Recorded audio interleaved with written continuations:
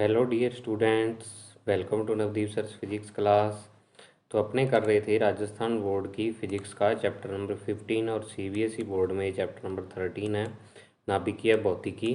और अभी तक अपने इसके 3 पार्ट कंप्लीट कर लिए। चौथा पार्ट आज अपने करने जा रहे हैं।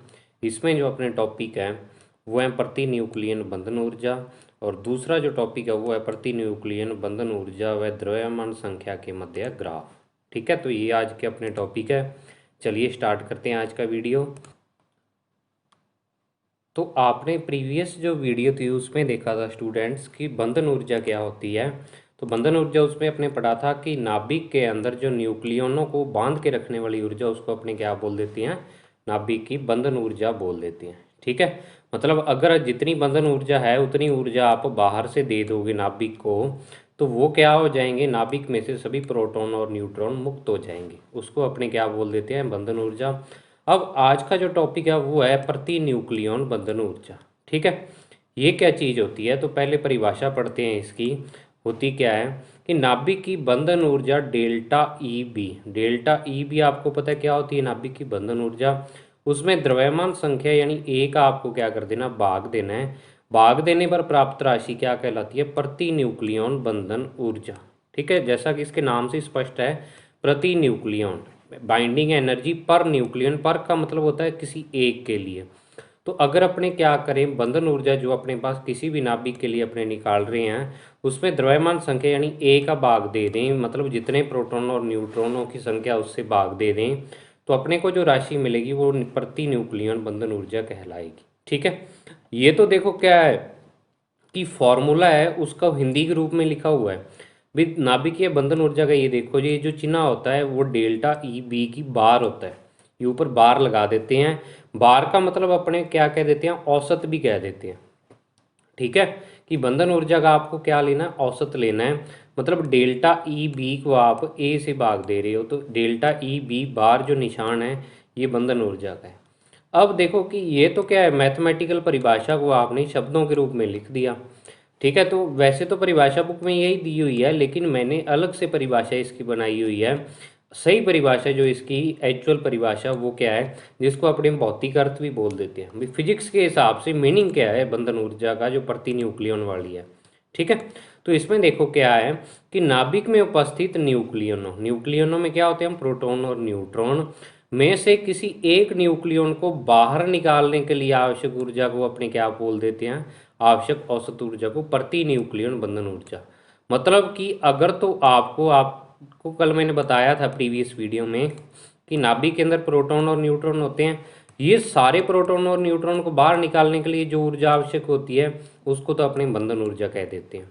और अगर एक प्रोटॉन या एक न्यूट्रॉन आपको बाहर निकालना है तो जितनी ऊर्जा की आवश्यकता होगी उसको अपने क्या बोल देते हैं, प्रति न्यूक्लियन बंधन ऊर्जा। मतलब किसी एक प्रोटॉन और ये एक न्यूट्रॉन किसी को भी बाहर निकालना हो तो उसको निकालने के लिए औसत ऊर्जा। अब देखो क्या हो सकता है कि कोई नाभिक के सिरों पर भी हो सकता है, नाभिक की बाउंड्री पर भी प्रोटॉन न्यूट्रॉन हो सकता है, कई बिल्कुल इसके मध्य भाग में भी हो सकते हैं।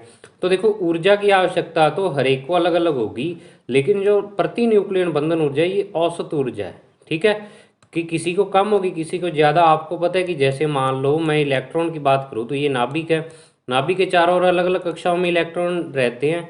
तो अगर इलेक्ट्रॉन बाह्य कक्षा में है तो उस पर नाभिक का आकर्षण बल कम होता है और जो नज़दीक होता है उस पर आकर्षण बल ज़्यादा होता है। तो इसको निकालने के लिए ऊर्जा कम चाहिए और इसको निकालने के लिए ऊर्जा क्या चाहिए, ज़्यादा चाहिए। तो वैसे क्या है कि अपने को ऊर्जा तो अलग अलग चाहिए होती है, लेकिन प्रति न्यूक्लियन बंधन ऊर्जा एक औसत ऊर्जा है। मतलब सारी ऊर्जाओं का योग करके सारों को कितनी चाहिए और उसमें क्या कर दे, कुल संख्या का भाग दे दी। ठीक है, ऊपर तो योग आ गया और नीचे कुल संख्या का भाग, मतलब ये औसत मान है। ठीक है, अब देखो जो मोस्ट इंपॉर्टेंट चीज़ आती है जहाँ से क्वेश्चन प्रति न्यूक्लियन बंधन ऊर्जा में से पूछा जाता है, तो वो क्या चीज़ है, ये आपको याद रखनी है। एग्जाम के हिसाब से ये इंपॉर्टेंट है। देखो क्या है इसमें कि जिस नाभिक के लिए प्रति न्यूक्लियन बंधन ऊर्जा का मान अधिक होगा वह नाभिक उतना ही अधिक स्थायी होगा। ठीक है, स्थायी क्यों होगा, कारण क्या है इसका, क्योंकि उतनी ही अधिक ऊर्जा एक प्रोटॉन या न्यूट्रॉन को मुक्त करवाने के लिए आवश्यक होगी। अतः प्रति न्यूक्लियन बंधन ऊर्जा नाभिक के स्थायित्व को बताती है।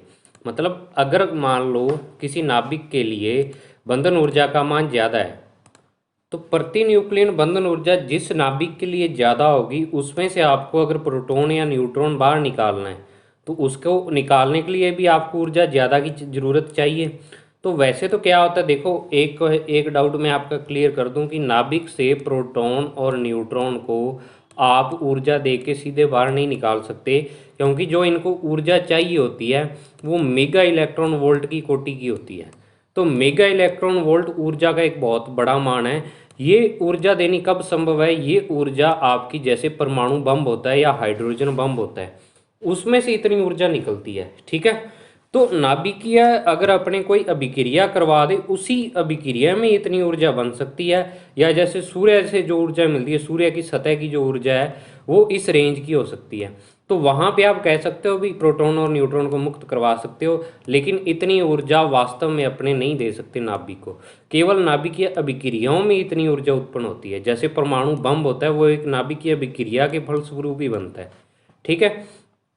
तो वही चीज़ है कि अगर आपको नाभिक से प्रोटॉन या न्यूट्रॉन को मुक्त करवाने के लिए ज़्यादा ऊर्जा की आवश्यकता है तो मतलब उसकी प्रति न्यूक्लियन बंधन ऊर्जा ज़्यादा है, मतलब कि वो स्ट्रॉन्ग अंदर स्ट्रांगली बंधा हुआ है, ठीक है ना। जो प्रोटॉन और न्यूट्रॉन है उसको ज़्यादा ऊर्जा चाहिए, मतलब वो क्या है, ज़्यादा स्ट्रांगली अंदर बंधा हुआ है। तो प्रति न्यूक्लियन बंधन ऊर्जा नाभिक के स्थायित्व को बताती है। आपको पता है कि जो तत्व स्थायी होता है उसको हिलाना मुश्किल हो जाता है, ठीक है ना। तो वही चीज़ है कि नाभिक की अगर बंधन ऊर्जा प्रति न्यूक्लियन वाली ज़्यादा है तो प्रोटॉन न्यूट्रॉन उसमें स्थायी होंगे, तो नाभिक क्या होगा, वो ज़्यादा स्थायी होगा। तो वो नाभिक स्थायी होगा जिसके लिए प्रति न्यूक्लियन बंधन ऊर्जा का मान ज़्यादा है। तो सबसे मेन चीज़ ये है, यहाँ से बहुत बार क्वेश्चन पूछा जाता है कि प्रति न्यूक्लियन बंधन ऊर्जा किसको प्रदर्शित करती है, तो नाभिक के स्थायित्व को, ठीक है। अब नेक्स्ट देखो अपने एक न्यूमेरिकल करते हैं। ये एग्जाम्पल है, आपकी बुक में नहीं है राजस्थान बोर्ड की, लेकिन सीबीएसई बोर्ड के पेपर में एक साल ही आया हुआ क्वेश्चन है। तो वहाँ ये मैं एक्स्ट्रा करवा रहा हूँ आपको एग्जाम्पल थोड़ा सा समझने के लिए भी, प्रति न्यूक्लियन बंधन ऊर्जा निकालते कैसे न्यूमेरिकल में। तो देखो क्या है कि ड्यूट्रॉन 1H2 की प्रति न्यूक्लियन बंधन ऊर्जा ज्ञात करो। आपको ये द्रव्यमान दिए हुए है 3, और लास्ट में ये जो लिखा हुआ है ना ये U है, ये आपको 4 नहीं मानना, कितना है U दिया हुआ है, मतलब AMU वाला। तो U में आपको यानी कि जो इसमें थे परमाणु द्रव्यमान मात्रक उसके रूप में अपने को द्रव्यमान दिए हुए हैं, और प्रति न्यूक्लियन बंधन ऊर्जा इसकी ज्ञात करनी है। तो देखो कैसे करेंगे, पहले आप क्या निकालोगे, द्रव्यमान क्षति निकालोगे डेल्टा एम, फिर डेल्टा एम और इंटू में क्या कर दोगे, C² कर दोगे, तो उससे आपके पास क्या आ जाएगा, बंधन ऊर्जा। अब इसको अगर आप A से भाग दे दोगे तो आपके पास क्या आ जाएगी, प्रति न्यूक्लियन बंधन ऊर्जा। तो एक बार तो आप ऐसे करो भी, इस वीडियो को पॉज करके यहीं पे ही, और आप इस क्वेश्चन को खुद करने की ट्राई करो, ठीक है ना। फिर वीडियो को दोबारा प्ले कर लेना और इस क्वेश्चन को देखना भी कैसे इसको करना है, ठीक है। तो अब देखो क्या है, मैं तो आपको सोल्यूशन बता रहा हूँ कि 1H2 ड्यूट्रॉन कहते हैं इसे। 1H2 के लिए A का मान क्या होगा, आपको पता है A बराबर 2 होगा। 1H2 में ऊपर वाली संख्या A होती है और नीचे Z का मान क्या होगा, 1 होगा। तो N यानी न्यूट्रॉनों की संख्या A माइनस Z कितनी हो जाएगी, 2 माइनस 1 मतलब 1 हो जाएगी। तो अब आपको कहा था मैंने कि द्रव्यमान क्षति निकालनी है पहले, तो द्रव्यमान क्षति का जो सूत्र होता है वो ZMP plus A minus ZMN और माइनस में कैपिटल M। ये जो उसका क्या होता है, कोई भी आपको दिया हुआ तत्व तो उसका द्रव्यमान वास्तविक, जैसे ड्यूट्रॉन का द्रव्यमान दिया हुआ है। ये चीज़ें देखो नहीं दी हुई थी न्यूमेरिकल में, ये मैंने अपनी तरफ से लिखी हैं, तो ये आपको पता भी लग जाएगा अभी जो इसके चिन्ह होते हैं। अब देखो अपने क्या करते हैं, सारी चीज़ों की वैल्यू पुट कर देते हैं। Z का मान भी 1 है और A माइनस Z का मान भी 1 है, और ये प्रोटॉन और न्यूट्रॉन के अपने द्रव्यमान रख देते हैं, और साथ में अपने रख देते हैं ड्यूट्रॉन का द्रव्यमान। और यहाँ पे मैंने कहा था कि इनके साथ क्या होता है, वास्तव में तो U होता है, और उस U को आप क्या करो, बाहर लिख लिया करो, कॉमन निकाल लिया करो। तीनों के साथ U था तो उस U को बाहर लिखा तो U चले गया साथ साथ। डेल्टा एम का मान क्या हो जाएगा, ये वैल्यू आ जाएगी, और डेल्टा एम आपके पास आ जाएगा 0.00233934, ये आ जाएगा, ठीक है। अब देखो बंधन ऊर्जा कैसे निकालते हैं, आपको पता है डेल्टा एम को C² से गुणा कर देते हैं। तो ये तो U के मान, ये यहाँ पे एक जीरो लगा देना, मिस हो गई यहाँ पे 0.00 ये आया था, ठीक है। तो जीरो लगा लेना और इंटू में C² आ जाएगा, और डेल्टा ई बी का मान आपको निकालना है। तो मैंने आपको बताया था भी जब यू आए यहाँ पे तो उसका मान 931 मेगा इलेक्ट्रॉन वोल्ट बटा सी स्क्वायर। देखो न्यूमेरिकल में 931 आपको रखना है, 931.5 रखने से थोड़ी कैलकुलेशन लंबी हो जाती है, इससे थोड़ी आसान रहती है। तो आप 931.5 रखो या 931, एक ही बात है, कोई थोड़ा बहुत चेंज आएगा क्योंकि ये बहुत छोटी वैल्यू है। इसको दोबारा जब पॉइंट से गुणा करोगे तो ये बहुत छोटा थोड़ा सा चेंज आएगा। तो देखो क्या है कि स्टार्टिंग वाले अक्षर वही रहेंगे। तो आपको क्या करना है, इस यू की जगह 931 मेगा इलेक्ट्रॉन वोल्ट बटा सी स्क्वायर। अगर आपको न्यूमेरिकल में नहीं दिया हुआ इसका मान तो खुद को आपको पता होना चाहिए भी ये मान होता है, ठीक है ना। ये आपको खुद को नॉलेज होनी चाहिए न्यूमेरिकल के लिए। तो अब सी स्क्वायर से क्या हो जाएगा, सी स्क्वायर कैंसिल, ऐसा न्यूमेरिकल मैं ऑलरेडी करवा चुका हूँ। और 2.22 मेगा इलेक्ट्रॉन वोल्ट यानी 931 को जब आप इस संख्या से गुणा करते हो तो आपके पास 2.22 मेगा इलेक्ट्रॉन वोल्ट क्या आ जाती है, बंधन ऊर्जा आ जाती है, ठीक है। अब प्रति न्यूक्लियन बंधन ऊर्जा आपको निकालनी है। तो आप क्या करोगे कि जो द्रव्यमान संख्या है उसको भाग दे दोगे। तो इसकी जो द्रव्यमान संख्या थी वो 1h2 की, वो क्या थी 2। तो 2.22 में जब 2 का भाग दोगे तो 1.11 मेगा इलेक्ट्रॉन वोल्ट क्या आ जाएगा, आपका आंसर आ जाएगा, बंधन ऊर्जा का मान आ जाएगा। तो इस प्रकार से प्रति न्यूक्लियन बंधन ऊर्जा अपने ज्ञात करते हैं। बंधन ऊर्जा निकाल के और उसको क्या करना है, आपको ए से भाग दे देना, बस वो क्या आ जाएगी, प्रति न्यूक्लियन। मतलब कि आपको अगर क्या करना है कि जो ये ड्यूट्रॉन दिया हुआ है उसमें से एक प्रोटॉन या एक न्यूट्रॉन को निकालना है तो इतनी ऊर्जा आपको क्या होगी, आवश्यक होगी, 1.11 मेगा इलेक्ट्रॉन वोल्ट, ठीक है। अब नेक्स्ट देखो, जो नेक्स्ट टॉपिक आता है वो आता है प्रति न्यूक्लियन बंधन ऊर्जा व द्रव्यमान संख्या में ग्राफ। तो देखो ये वाला जो क्वेश्चन है अपना, ये या तो क्या है कि आपके 2 नंबर में आ सकता है या 3 नंबर में। मैंने इस चैप्टर में से देखे हैं कि 3 नंबर में भी कई बार क्वेश्चन आ चुका है, ठीक है। तो अगर 3 नंबर का क्वेश्चन इस चैप्टर में से पूछेंगे तो वो ये वाला क्वेश्चन हो सकता है। वैसे ये बहुत ही कम बार पूछा गया है।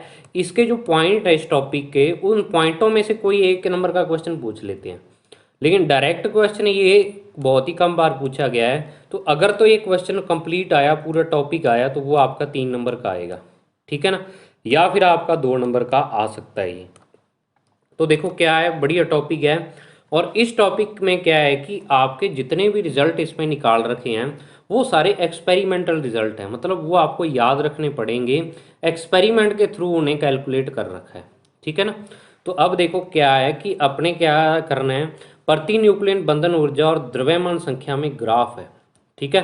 कि वैज्ञानिकों ने क्या किया कि अलग अलग जितने भी आवर्त सारणी के तत्व थे उनके लिए प्रति न्यूक्लियन बंधन ऊर्जा निकाल ली और द्रव्यमान संख्या देखी।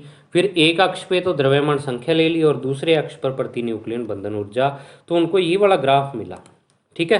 तो ये वाला क्या है कि ग्राफ बनाया हुआ है, ये एक एक्सपेरिमेंटल ग्राफ है, मतलब एक्सपेरिमेंट के थ्रू इस ग्राफ को बनाया गया है। इस साइड तो प्रति न्यूक्लियन बंधन ऊर्जा मतलब डेल्टा ई बी बार का मान रखा और इधर रखा द्रव्यमान संख्या का इस अक्ष पर। ये द्रव्यमान संख्या 0, 50, 100, 150, 200, 250, ये सारी द्रव्यमान संख्या है, ठीक है। तो अब देखो इससे क्या क्या रिजल्ट निकले, वो रिजल्ट देखो क्या है। मैं आपको दोबारा कह रहा हूँ कि ये एक एक्सपेरिमेंटल है, तो इसके अपने को डायरेक्ट रिजल्ट याद रखने पड़ेंगे।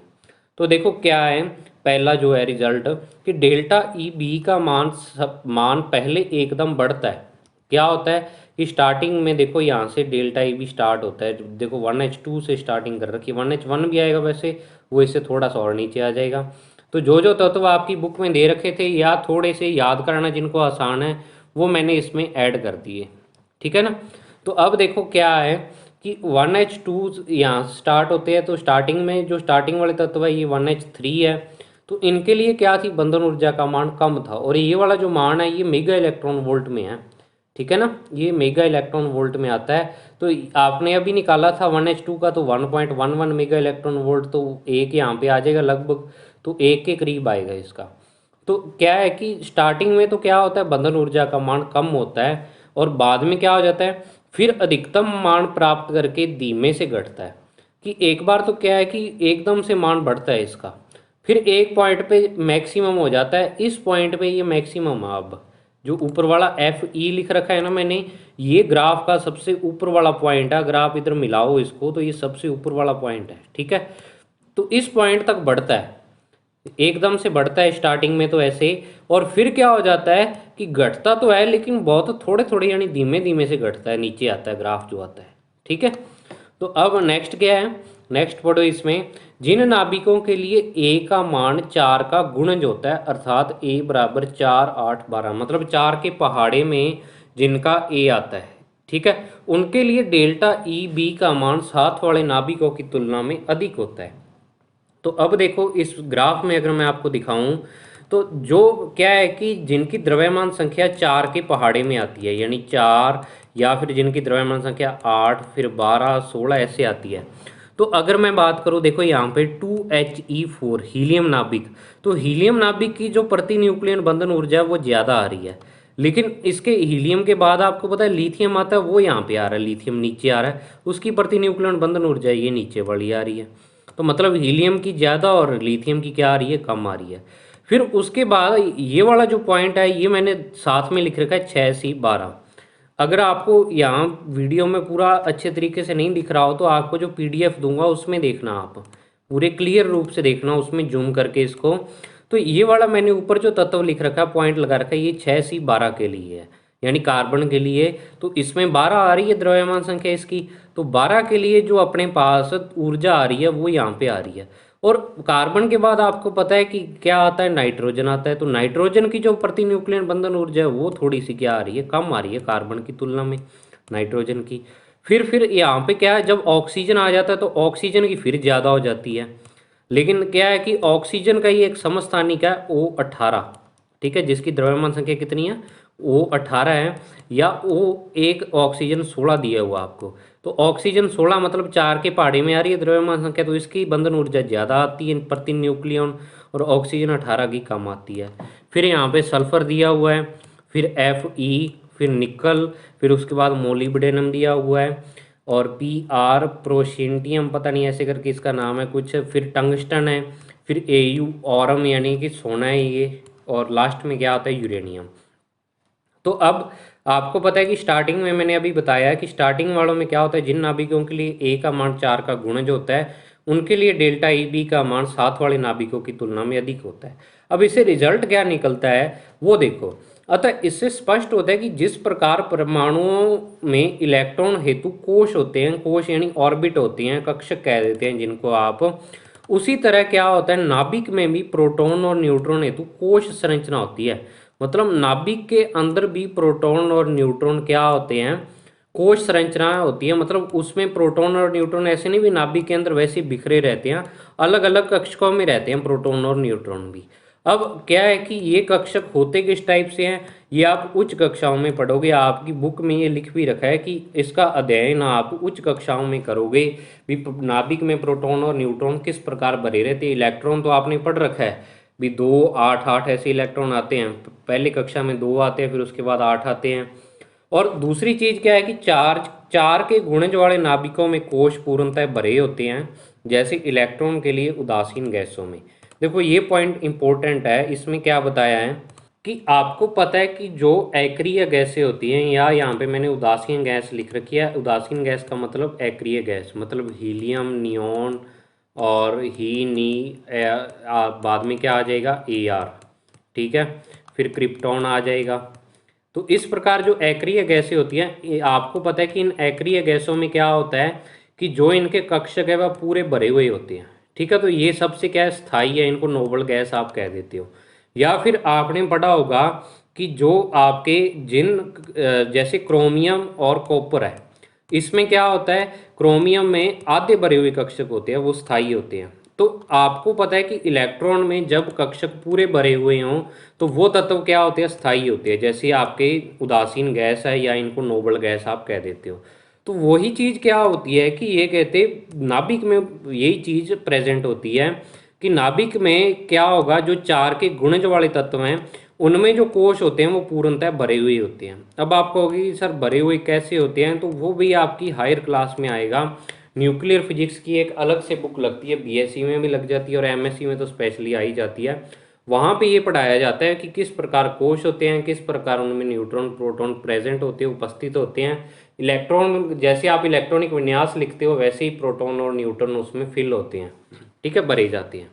तो वो बड़ी क्लासों की बात है। तो आप यहाँ पे इतनी बात याद रखो कि जिनके लिए 4 के गुणज वाले नाभिक हैं उनमें जो कोश है पूर्णतः भरे होते हैं, अतः ये वाले नाभिक क्या होते हैं, ज़्यादा स्थायी होते हैं। और ऊपर आपको मैंने बताया कि जो नाभिक जितना ज़्यादा स्थायी होगा उसकी बंधन ऊर्जा प्रति न्यूक्लियन उतनी ही ज़्यादा होगी। तो तभी इनकी जो बंधन ऊर्जा वो साथ वाले नाभिकों की तुलना में क्या आती है, ज़्यादा आती है, क्योंकि इनके कोश पूर्णतः भरे हुए होते हैं, कक्षक पूर्णतः भरे हुए होते हैं प्रोटॉन और न्यूट्रॉन से। ठीक है। अब नेक्स्ट देखो, ये रिजल्ट तो आपने समझ लिया। फिर नेक्स्ट रिजल्ट क्या आता है कि नेक्स्ट रिजल्ट में अपने को बताता है कि द्रव्यमान संख्या 50 से 80 के मध्य नाभिक सर्वाधिक स्थायी होते हैं, क्योंकि इनके लिए प्रति न्यूक्लियन बंधन ऊर्जा का मान सर्वाधिक होता है। तो अब देखो क्या है कि एक चीज़ आपको डायग्राम के बारे में बता दूं, ये जो डायग्राम मैंने बनाया हुआ आपकी बुक में ऐसा नहीं बना रखा, बुक में ओनली इस ग्राफ को दर्शा रखा है। तो मैंने डायग्राम थोड़ा तरीके से बनाया है जिससे क्या हो जाए, आपकी द्रव्यमान संख्या भी सही हो और यहाँ पे जो लिखे जाने वाले तत्व है वो भी आगे पीछे नए हो। भी आप लिख तो क्या रहे हो कि मान लो द्रव्यमान संख्या तो आप यहाँ 141 लिख रहे हो और नीचे यहाँ पे आपने 100 ही लिख रखा है, तो वो फिर गलत हो जाता है कि 141 है तो लगभग 141 के करीब आना चाहिए। भाई ये 150 है तो 150 से थोड़ा सा कम क्या हो जाएगा, यहाँ 141 आएगा। आपने ग्राफ पढ़ी रखा है 10वीं तक, तो वही चीज़ है यहाँ बिल्कुल बीच में इसके क्या आ जाएगा, 125 आएगा। जैसे इनका आता 100 और 150 के बीच क्या होता है, 125 होता है। तो उस तरीके से अपने ग्राफ को सही तरीके से बनाने के लिए मैंने इस टाइप से बना रखा है। ये लाइनें तभी लगाई हैं मैंने कि ग्राफ सही बन सके और इधर बंधन ऊर्जा भी क्या आ जाए, सही आ जाए, तभी डब्बे से बना रखे हैं मैंने। बुक में ऐसा नहीं दिया हुआ, लेकिन आप इसको इस तरीके से याद करो, आपको अच्छी तरह से याद होगा और बनेगा भी सही, कोई भी इसको गलत नहीं ठहरा पाएगा। ठीक है। तो अब देखो क्या है कि द्रव्यमान संख्या उसने कहा है 50 से लेके और 80 तक, मतलब यहाँ से लेके और यहाँ तक जो 80 यहाँ तक हो जाता है, 50 से 80 वाले जो तत्व हैं उनकी क्या है कि द्रव्यमान संख्या उनकी जो प्रति न्यूक्लियन बंधन ऊर्जा है वो सर्वाधिक है। आप देखो ग्राफ का ये सबसे पीक पॉइंट है सर, यानी सबसे ऊंचे वाला पॉइंट है, मतलब इनकी जो प्रति न्यूक्लियन बंधन ऊर्जा है वो 8 8.5 के करीब आ रही है, मतलब सबसे ज़्यादा है। इससे पहले वाले तत्वों की भी कम है इनसे, और इससे बाद वाले तत्वों की भी क्या है, कम है इससे। इनकी क्या है, सर्वाधिक है। ठीक है। तो सर्वाधिक है, तो जो सर्वाधिक होती है आपको पता है वो तत्व क्या होते हैं, स्थायी होते हैं सबसे ज़्यादा नाभिक। तो 50 से 80 के मध्य नाभिक क्या होते हैं, सर्वाधिक स्थायी होते हैं, क्योंकि इनके लिए प्रति न्यूक्लियन बंधन ऊर्जा का मान क्या होता है, सर्वाधिक होता है। ठीक है। और दूसरी चीज़ आपको क्या है कि इसमें मोस्ट इंपॉर्टेंट चीज़ जहाँ से 1 नंबर का क्वेश्चन कन्फर्म बनता है, क्या है कि प्रति न्यूक्लियन बंधन ऊर्जा का मान सर्वाधिक 26Fe56 यानी फेरस यानी आयरन के लिए सबसे ज़्यादा होता है और 8.8 मेगा इलेक्ट्रॉन वोल्ट होता है। अब एक चीज़ यहाँ पे आप कंफ्यूज हो जाओगे, अगर आप बुक उठाओगे तो बुक में वहाँ पे निकल दे रखा है कि निकल होता है उसकी प्रति न्यूक्लियन बंधन ऊर्जा सबसे ज़्यादा होती है, और उस बुक में कह रखा है कि आयरन की भी इसके आसपास ही होती है। लेकिन मैंने ये अच्छे तरीके से कन्फर्म कर लिया, अलग अलग बुक्स में भी देख के, एनसीईआरटी की बुक उठा के देख लो, हर एक में क्या दिया हुआ है, आयरन ही दिया हुआ है। तो आपको आयरन सही मानना है, क्योंकि वास्तव में ये सही है। आपकी बुक में क्या निकल दिया हुआ है वो सही नहीं है। हाँ ये चीज़ जरूर है कि आयरन और निकल की जो प्रति न्यूक्लियन बंधन ऊर्जा है वो बहुत ही कम डिफरेंस होता है उसमें, लेकिन ज़्यादा आयरन की होती है। ठीक है। तो क्या होता है कि आपको अगर कह दें भी प्रति न्यूक्लियन बंधन ऊर्जा आयरन की ज़्यादा है, तो मतलब प्रकृति का जो सबसे स्थायी तत्व है वो कौन सा है, या स्थायी नाभिक कौन सा है, आयरन है। ठीक है। स्थायी नाभिक प्रकृति का सबसे कौन सा है, आयरन है। तो अब इसके अलावा निकल हेतु भी यह मान इससे थोड़ा सा कम होता है। निकल हेतु क्या होता है, 8.8 है, तो आप ऐसे मान लो निकल हेतु 8.7 होगा, बस करीब करीब पास पास ही होते हैं इनके मान। अतः ये प्रकृति के सबसे स्थायी नाभिक है। ठीक है। इस कारण भूक्रोड यानी पृथ्वी का जो केंद्रीय भाग है, भूक्रोड का मतलब यहाँ पे क्या है, इसको क्या बोल देते हैं, कोर भी बोल देते हैं, central core of earth. Central core का मतलब क्या है कि पृथ्वी का जो बिल्कुल केंद्रीय भाग है, मतलब जहाँ पे पृथ्वी का केंद्र है उसके आसपास वाला भाग, उसमें निकल और आयरन ही सबसे ज़्यादा पाए जाते हैं। ठीक है। पृथ्वी का जो केंद्रीय भाग है उसमें निकल, आयरन और इनके साथ कोबाल्ट भी पाया जाता है। Fe आप इससे याद रख सकते हो, FeCO Ni, ये तीनों ही तत्व भूक्रोड में सबसे ज़्यादा पाए जाते हैं। क्योंकि देखो पृथ्वी के अंदर तापमान बहुत ज़्यादा होता है और उस पर कोई भी तत्व क्या हो सकता है, स्थायी नहीं रह सकता, टिक नहीं सकता।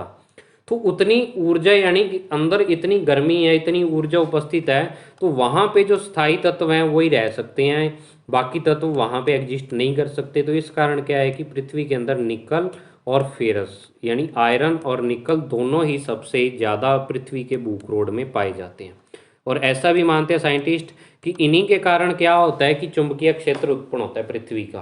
कि आपको पता है पृथ्वी का चुंबकीय क्षेत्र होता है, आगे 8वें चैप्टर में पढ़ेंगे, वो भी इन्हीं तत्वों के कारण उत्पन्न होता है। ठीक है, तो अब ये चीज़ आपको समझ आ गई भी आयरन के लिए सबसे ज़्यादा होता है और निकल उसके आसपास ही होता है। तो प्रति न्यूक्लियन बंधन ऊर्जा सबसे ज़्यादा आयरन की। तो क्या होता है, ये वाला नाभिक भी क्या है, प्रकृति का सबसे स्थायी नाभिक है, आपको आयरन ही मानना है। वास्तव में सही आंसर इसका आयरन है। अब नेक्स्ट देखो, थर्ड पॉइंट क्या दिया हुआ है कि द्रव्यमान संख्या 30 से 170 हेतु डेल्टा ई बी का मान नियत सा बना रहता है, जो नाभिकीय बलों की लघु परास के बारे में जानकारी देता है। भी देखो 30 से लेके, अगर आपको बात करूं कि द्रव्यमान संख्या ये वाली क्या है 30, ये यहाँ से आप 30 मान सकते हो, ये वाला पॉइंट 30, और ये क्या है कि 170-80, यहाँ तक क्या है कि आप देखो यहाँ आप मान लो भी 8 से थोड़ा सा ऊपर आ रहा है, मान लो 8.2 है, और 170 तक लगभग 8, मतलब इतने तत्व द्रव्यमान संख्या 30 से स्टार्ट हो रही है और 170 पे खत्म हो रही है। ठीक है, तो इसके बीच भी जो बंधन ऊर्जा का मान है वो अधिकतम मान तो 8.8 तक जाता है, और न्यूनतम मान आप मान लो कहाँ तक आता है, 8 तक। मतलब कितनी चेंज हो रही है बंधन ऊर्जा, 0.8 ही चेंज हो रही है। तत्व तो इसमें बहुत सारे काउंट हो गए, मतलब यहाँ से चलें और यहाँ तक जाएं तो इसके बीच बहुत सारे नाभिक आ जाएंगे, मतलब बहुत सारे तत्व आएंगे, लेकिन बंधन ऊर्जा उनकी क्या है, लगभग सेम सी है। ठीक है भाई, थोड़ा थोड़ा इसमें क्या आ रहा है, चेंज आ रहा है भाई। 30 से 170 अंतर तो कितना हो गया द्रव्यमान संख्या का, 140 का, लेकिन जो नाभिकीय बंधन ऊर्जा है प्रति न्यूक्लियन उसका अंतर कितना आ रहा है, 0.8 के लगभग ही आ रहा है। तो इसका मतलब क्या है कि इसकी रेंज होती है, प्रास का मतलब क्या होता है, रेंज। भाई नाभिकीय जो बल है या नाभिकीय बंधन ऊर्जा उसकी रेंज बहुत ही कम होती है, लघु प्रास का मतलब बहुत ही शॉर्ट रेंज होती है। ठीक है भाई, अगर आपको मैं बात करूं एक उदाहरण के द्वारा समझाऊं, तो देखो अगर तो मैं आपको कहूं भी किसी वस्तु पे जो बल है वो 10 न्यूटन से लेके और आप क्या लगा सकते हो, 1000 न्यूटन तक लगा सकते हो। ठीक है, ये आ सकता है। और एक आप कह रहे हो कि किसी वस्तु पर 50 न्यूटन से लेके और आप 55 न्यूटन तक का बल लगा सकते हो। तो ये तो क्या है कि इसकी दीर्घ प्रास है बल की, यानी कि बहुत बड़ी रेंज है 10 से लेके और 1000 तक, और इसको आप लघु परास बोल देते हो भी, छोटा बहुत ही थोड़ा सा डिफरेंस है बल के बीच। तो वही चीज़ यहाँ पे है कि बंधन ऊर्जा के बीच इतने द्रव्यमान संख्या के बीच भी चेंज बहुत ही कम आता है। तो तभी क्या है कि ये जो नाभिकीय बल है वो लघु परास के होते हैं, मतलब बहुत ही स्मॉल इनका मान चेंज होता है। इतने ज़्यादा तत्वों के लिए भी जो इनका बल का मान है वो बहुत ही कम चेंज होता है। नाभिकीय बलों के बारे में अभी नेक्स्ट जो टॉपिक आएगा उसमें पढ़ेंगे अपने डिटेल से। ठीक है, अब चौथा टॉपिक क्या है, चौथा पॉइंट क्या है इसका, बहुत भारी, यानी ए ग्रेटर देन 170, यानी ए ग्रेटर देन 170, या फिर क्या होता है कि बहुत ही हल्के ए लेस देन 30 नाभिकों की प्रति न्यूक्लियन बंधन ऊर्जा का मान मध्यवर्ती नाभिकों की तुलना में कम होता है। मतलब कि अगर तो ए का मान 30 से कम है या 170 से ज़्यादा है, तो आपने ये वाली रेंज लगाई थी 30 से लेके और 170 तक, इनकी तो जो प्रति न्यूक्लियन बंधन ऊर्जा वो लगभग 8 मेगा इलेक्ट्रॉन वोल्ट के करीब है या 8 से ऊपर है। ठीक है, तो ये वाले तत्व तो क्या कहलाते हैं, इन तत्वों को अपने मध्यवर्ती नाभिक बोल देते हैं, या इन नाभिकों को क्या बोलते हैं, मध्यवर्ती नाभिक, क्योंकि ये ग्राफ में मध्य में आ रहे हैं। अब 30 से कम ये वाले हो गए और 170 से ज़्यादा इधर वाले हो गए, तो इनके लिए क्या होता है कि प्रति न्यूक्लियन बंधन ऊर्जा का मान कम होता है, इनके लिए भी कम है और इनके लिए भी क्या है, कम है। तो ये मतलब क्या है कि ये वाले तत्व अस्थायी हैं। आपको पता है कि प्रति न्यूक्लियन बंधन ऊर्जा स्थायित्व को बताती है, तो ये वाले तत्व क्या हो जाएंगे, अस्थायी, क्योंकि प्रति न्यूक्लियन बंधन ऊर्जा इनकी कम आ रही है। तो अब आपको पता है कि प्रकृति में जो भी चीज़ अस्थायी है वो स्थायी होने का प्रयास करती है, स्टेबल होने का प्रयास करती है। ठीक है ना, कि इलेक्ट्रॉन प्रोटॉन सारे क्या होते हैं, आपको पता है कि इलेक्ट्रॉनों का लेन देन क्या होता है, सहसंयोजक बंध, और आपने जितने भी बंध पढ़े हैं कि तत्व अपने आप को स्थायी करने का प्रयास करते हैं, केमिस्ट्री में आप ये चीज़ पढ़ चुके हो। तो वही चीज़ ये है कि नाभिक भी अपने क्या है कि स्थायी करने का प्रयास करते हैं। तो इस कारण क्या होता है कि प्रकृति में दो प्रकार की घटनाएं पाई जाती हैं। वो देखो दो प्रकार की घटनाएं क्या होती हैं।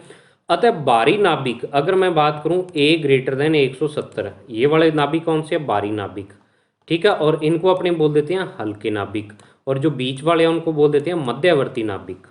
तो अतः बारी नाभिक स्थायी होने के लिए दो या दो से अधिक हल्के नाभिकों में टूट जाते हैं, ठीक है। नाभिकीय अभिक्रियाओं में ये चीज होती है कि बाहरी नाभिक जो होता है वो हल्के नाभिकों में टूट जाता है। आगे इसका कारण भी आएगा भी टूटता क्यों है ये और किस प्रकार टूटता है, दोनों चीजें अपने डिटेल में पढ़ेंगे। लेकिन यहाँ पे ओनली एक बार परिभाषा दी हुई है इंट्रोडक्शन कि नाभिकों में टूट जाता है। जो बाहरी नाभिक है वो दो या दो से हल्के नाभिकों में टूट जाता है। टूटने की इस प्रक्रिया में अत्यधिक मात्रा में ऊर्जा मुक्त होती है, ठीक है, बहुत ही ज्यादा मात्रा में ऊर्जा मुक्त होती है। इस प्रक्रिया को नाभिकीय विखंडन कहा जाता है, ठीक है। आपको क्या है, इस अभिक्रिया को नाभिकीय विखंडन 10वीं या 9वीं क्लास में आप इसको पढ़ चुके हैं ऑलरेडी कि परमाणु बम जो होता है वो इसी नाभिकीय विखंडन पर आधारित होता है, ठीक है। तो परमाणु बम से आप देख लो कितनी तबाही आती है, तो वो नाभिकीय विखंडन के कारण ऊर्जा बहुत ही ज़्यादा मात्रा में मुक्त होती है। तो इस कारण क्या है कि ये वाले नाभिक स्थायी होने का प्रयास करते हैं। तो स्थायी होने के लिए दो हल्के नाभिकों में टूटते हैं, इसको नाभिकीय विखंडन कहते हैं। और बिल्कुल इसकी विपरीत प्रक्रिया यहाँ पे होती है कि दो या दो से हल्के नाभिक भी क्या करते हैं, स्थायी होने का प्रयास करते हैं। तो ये चीज मैंने लिखी हुई है। इसी प्रकार दो या दो से अधिक हल्के नाभिक भी स्थायी होने के लिए आपस में जुड़कर मध्यवर्ती नाभिकों में परिवर्तित होते हैं। कि हल्के नाभिक भी आपस में जुड़ के क्या बनाने का प्रयास करते हैं, मध्यवर्ती नाभिक बनाने का प्रयास करते हैं। तो दो या दो से जब हल्के नाभिक आपस में जुड़ते हैं तो ऊपर जब टूटते हैं, टूटने को अपने विखंडन कहा, तो इस प्रक्रिया में भी क्या होती है, बहुत अधिक मात्रा में ऊर्जा मुक्त होती है। और इस प्रक्रिया को क्या कह देते हैं, नाभिकीय संलयन। संलयन का मतलब होता है जुड़ना और विखंडन का मतलब होता है टूटना। न्यूक्लियर फ्यूजन इसे कह देते हैं, और ऊपर उसको कह देते हैं न्यूक्लियर फिशन, फिशन और फ्यूजन, ठीक है। तो दोनों ही प्रक्रियाओं में बहुत ही ज़्यादा मात्रा में ऊर्जा होती है। और नाभिकीय संलयन जो ऊर्जा होती है वो हाइड्रोजन बम में पाई जाती है। या आप अगर सिंपल देखो तो सूर्य पर जितनी अभिक्रियाएं होती हैं वो नाभिकीय संलयन अभिक्रियाएं होती हैं। इन अभिक्रियाओं के कारण ही सूर्य अपने को ऊर्जा देता रहता है लगातार, ठीक है। क्योंकि सूर्य पर हाइड्रोजन और हीलियम गैस सबसे ज़्यादा है, तो वो आपस में जुड़ के क्या करती है, बड़े नाभिकों का निर्माण करती है। तो बड़े नाभिक यानी मध्यवर्ती नाभिक जब बनते हैं तो ऊर्जा मुक्त होती है। और इस अभिक्रिया को अपने क्या बोल देते हैं, नाभिकीय संलयन कह देते हैं। अब मैंने एक चीज़ नोट लगा के लिखी हुई है, आपकी बुक में ये नोट लगा के नहीं है, डायरेक्ट ही दी हुई है। क्या है कि सम ए व सम जेड, ये भी आपकी जो नोट वाली चीज़ है आपको डायरेक्ट याद रखनी पड़ेगी भी, इसके पीछे कोई रीज़न नहीं है, प्रैक्टिकली रिजल्ट निकाला हुआ है ये, ठीक है। इसके मैं आपको कोई यानी हेल्प नहीं कर सकता इसमें, आपको डायरेक्ट ऐसे कैसे याद रखना पड़ेगा, बस आपको समझा सकता हूँ। क्योंकि प्रैक्टिकली जो रिजल्ट होते हैं वो अपने तब ही समझ सकते हैं जब अपने खुद प्रैक्टिकल करें। तो खुद तो प्रैक्टिकल अब कर नहीं सकते, अपने पास रिसोर्सेज अवेलेबल नहीं है, तो अपने क्या कर सकते हैं, इनको याद ही कर सकते हैं। तो देखो क्या है कि सम ए व सम जेड, सम का मतलब सम विषम वाला है यहाँ पे, कि जिन नाभिकों के लिए ए का मान भी सम होता है और जेड का मान भी सम होता है वो नाभिक स्थायी होते हैं और बहुलता में उपलब्ध होते हैं। मतलब ये नाभिक स्थायी भी होते हैं और प्रकृति में सबसे ज़्यादा मात्रा में ये वाले नाभिक पाए भी जाते हैं।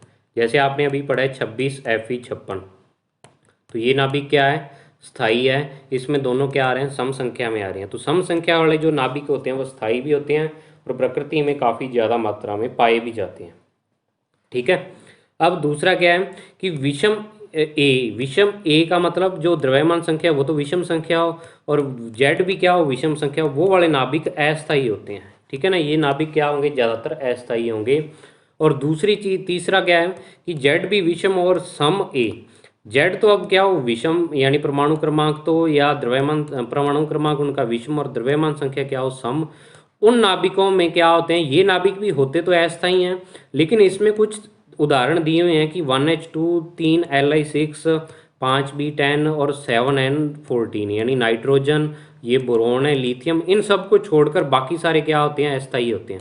आपको पता है कि जो अपना वातावरण है उसमें ज़्यादातर नाइट्रोजन गैस पाई जाती है, तो नाइट्रोजन भी क्या है, स्थायी है, तभी प्रकृति में इतना ज़्यादा पाया जाता है। तो ये क्या है कि ये चार तत्व है, इन सब को छोड़कर बाकी जितने भी नाभिकों में जेड विषम होगा और ए सम होगा वो सारे क्या होंगे, अस्थायी होंगे।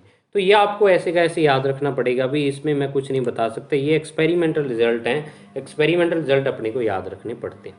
ठीक है, तो ये था अपने आज के टॉपिक। नेक्स्ट टॉपिक अपने नेक्स्ट वीडियो में डिस्कस करेंगे। इसको लिख के देखो। अब तक आप देख रहे हो चैप्टर में थ्योरी आ रही है, न्यूमेरिकल आ रहे हैं, तो वो 2-3 फॉर्मूले पर ही बेस्ड हैं। तो ये वाला चैप्टर थ्योरेटिकल था, तो इसको याद करना आसान है, लिख के याद होगा। ये वाला ग्राफ बना के देखो, सारे पॉइंट इसके याद करके देखो, तभी आपके याद होगा। Thank you, have a nice day.